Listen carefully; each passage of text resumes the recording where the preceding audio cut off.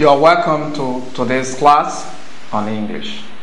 This time we are going to take the use of prepositions. Now let us look at the hints on the use of prepositions.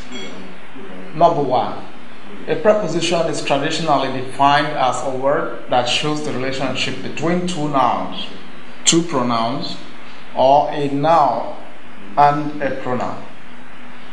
Let us see an example. The bag was on the table. The bag was on the table. Now you can see the relationship between this noun bag and table. This noun bag, the relationship it has with table is that it's on it. So this is our preposition on. Okay?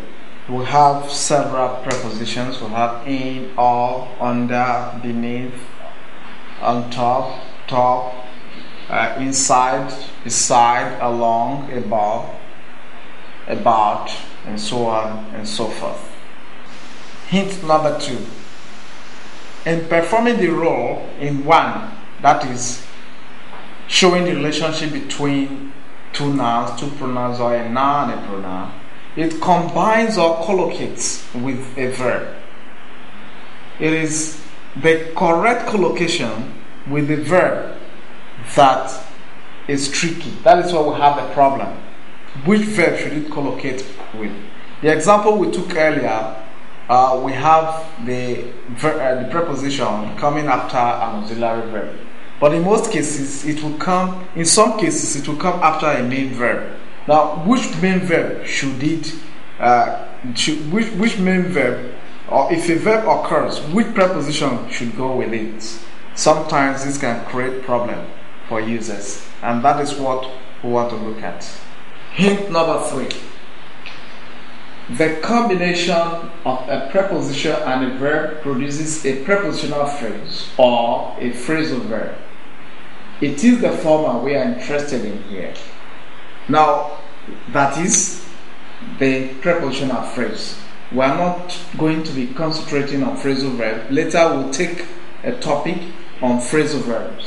So we are interested in the collocation between a verb and a preposition that produces a prepositional phrase.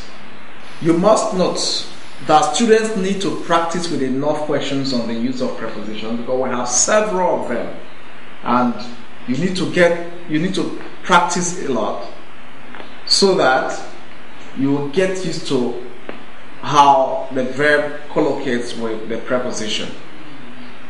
And by the time we look at hint number 5, you will see one avenue through which you can practice the use of prepositions. Hint number 5.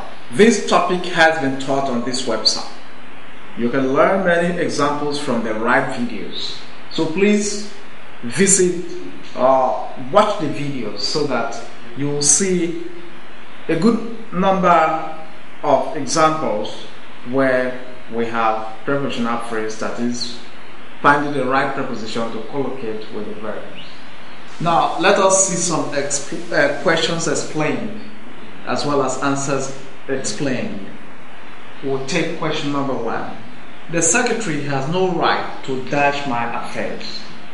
Now, in that space, you are expected to pick a verb collocating correctly with a preposition.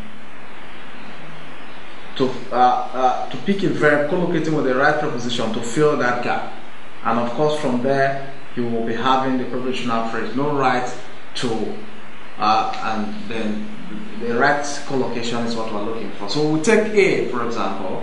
The secretary has no right to. A is spied from my affairs. B, meddling. The secretary has no right to meddle in my affairs. And then C, toy with. The secretary has no right to toy with my affairs. And then complain about. The secretary has no right to complain about my affairs. So what is the answer to the question? What is the answer to the questions? Sorry, because I was already watching out. This D is not about. I will explain is into, complain into. Alright, having corrected that, let's look at the answers. Now, what do you think is the answer? The answer to this question is B. Meddling my affairs. Now, spy from won't work. If we have, for example, option A, spy from, it is spy into my affairs. We'll begin to consider that as an answer. So you see, the preposition used here with spy does not collocate in this sense and be meaningful. But if we begin to say spy into my affairs, now we can begin to think of considering that as an answer. Okay, then we'll take toy with my affairs.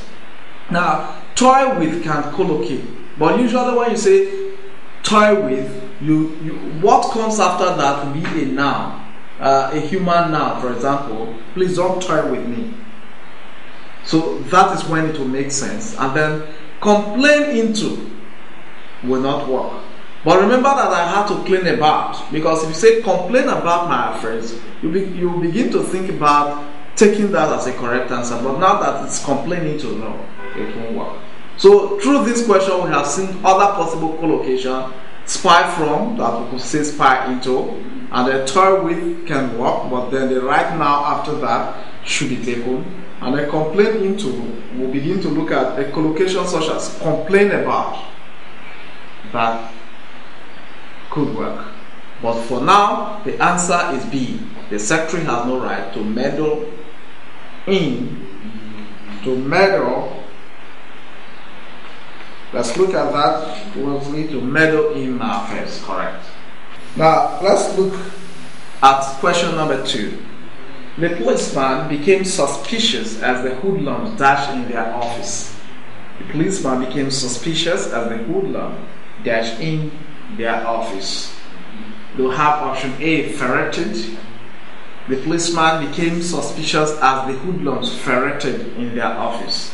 However, the ferreted here is spelled Ferreted. Okay? Then we'll have B, ferreted. The same ferreted, but the spelling this time is Ferreted. So between option A and B, what you have is spelling issue. And we also have that should the word ferret should it collocate with a preposition? That is the question is still on that, because they have no preposition. The word ferret is a verb, it's used there as a verb. And now if it's a verb, it means it's not collocating with a preposition. It doesn't need a preposition. So sometimes questions on the use of preposition is about should this verb take a preposition, because some of the verbs don't. But sometimes people still include such prepositions to them. Now that is A, B. Now we'll take C. The policeman became suspicious as the hoodlums ferreted about in their office. Now we have the use of about, the preposition about added to the word ferreted. But then we are still working on this issue of spelling, because in this case we have double R but one T, and then D is still ferreted about, but this time we have double R, double T. So you find that this question is based on the use of preposition and spelling. So it has two prongs. Okay, having said that, what is our answer? The answer to this question is C. Now, what you want to note is that the word ferreted should have double R but one T, not double T. So you want to take note of that under spelling. This can come again when we begin to treat questions on spellings. Now, you also note too, the word ferreted usually collocates with the preposition about when used as a verb. It is not used alone. Usually it has to go with about. So you also take note of that point when you see the word ferreted in any context. Now question number 3. Aldo took these actions purely dash his own career. Options on furtherance of. That is, Aldo took these actions purely on furtherance of his own career. B. In furtherance of, that is, Aldo took these actions purely in furtherance of his own career. And then C. To furtherance in. Aldo took these actions purely to furtherance in his own career. Now D. In furtherance with. Aldo took these actions purely in furtherance with his own career. Now, what is our answer? The answer to this question is B. Aldo took these actions purely in furtherance, of his own career, in furtherance of his own career. That is our answer. Now, option D, in furtherance with. Usually when we use this preposition with, we are talking maybe you have a connection to a noun, not a human noun, rather a human noun in most cases. In any case, our answer to this question number 3 is in furtherance of. Question number 4. They are taught to value honor dash lives. They are taught to value honor dash lives. Options A, that is, they are taught to value honor from lives. Okay, there's supposed to be the word there. They are taught to value honor dash their lives. So we can take A. They are taught to value honor from their lives. That is awkward. The meaning there is awkward. And then we take B. They are taught to value honor in their lives. Now we have C.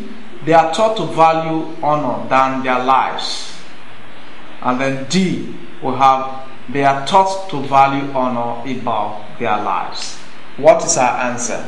A is abstractly asked, value honor from their lives. There's no meaning imputed there. Then we have B. They are taught to value honor in their lives. That will be okay. That will be okay. But the sense created here, that is even correct. But remember, when you have questions like this, you are expected to pick the best answer. So option B is not wrong. You can be taught to value honor in one's lives, but the meaning is a little bit not total. They are taught to value honor than their lives. That is also sounding a bit meaningful, but our best answer here is above. They are taught to value honor above their lives. Because in the C, value honor more than their lives will have. For you to use that, then you need the syllable more. In this sense, that is why we can eliminate C. The in, although it's correct, but it's not that correct. At least not as correct as D. So our answer is D. They are taught to value honor above their lives. We take question number 5 now. The principal said that he was pleased dash my effort. The options are A, on. The principal said that he was pleased on my effort. B. The principal said that he was pleased of my effort.